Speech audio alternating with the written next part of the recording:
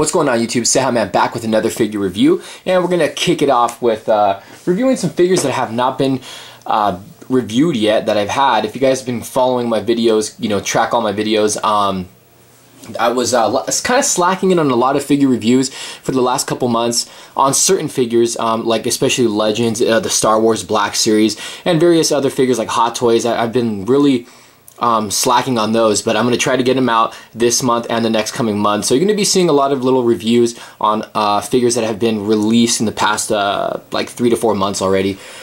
But today we're going to be taking a look at the Star Wars, the Black Series. This is Series 2. This is Boba Fett. Really happy with what Hasbro is doing with these Star Wars figures. I never got the Comic-Con exclusive. I might pick it up. I might not. We'll see. But packaging on this is pretty nice. You know, it's got that really nice black packaging here.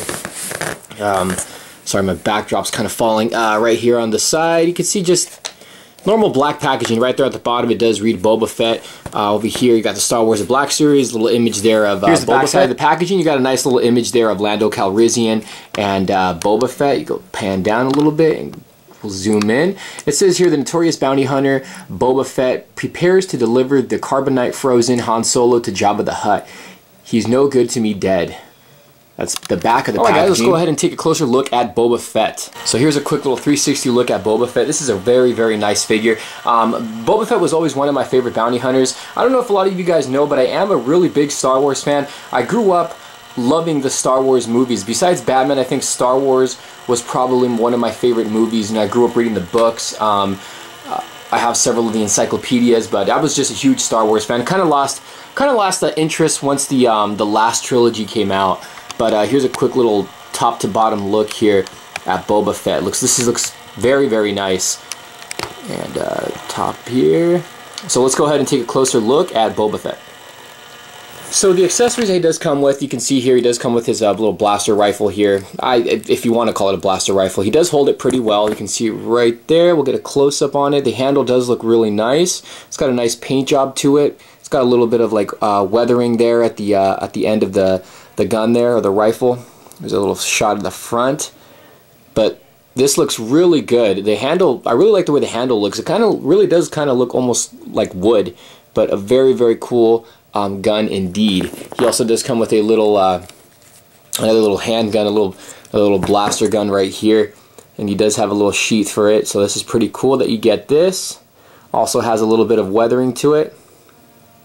Kind of plain, but still a good little accessory. And he also does have his little pack here, which allows him to fly. But you can see right here, it just pegs onto his back.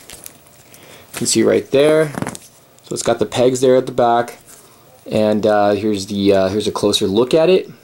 Little rocket pack. Looks pretty good. Again, also has some weathering. The paint on it looks very clean.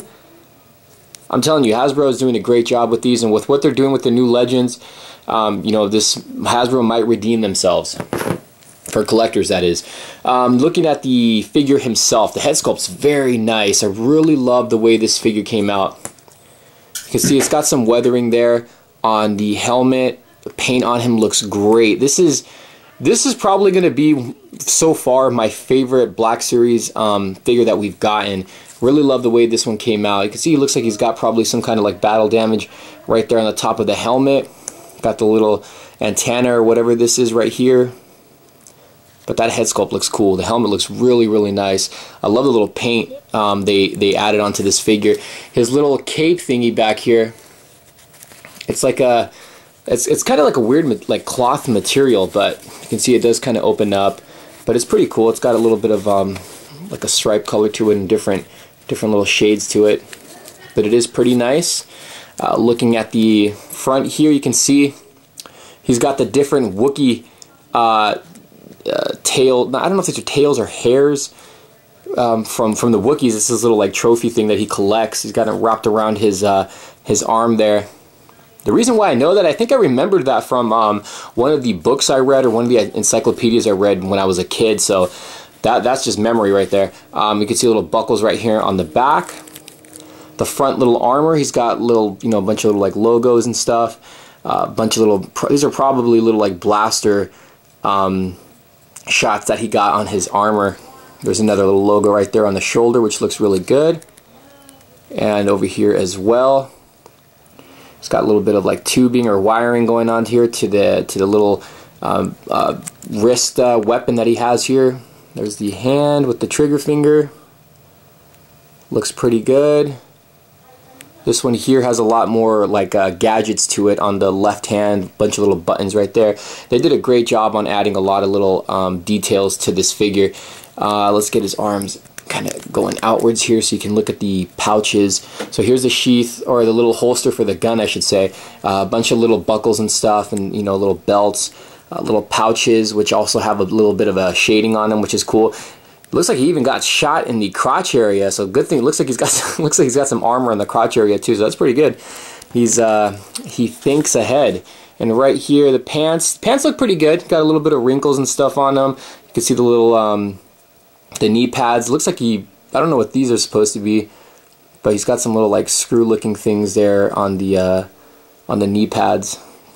And the boots look nice as well, and he does have peg holes at the bottom. But this is a great figure, guys.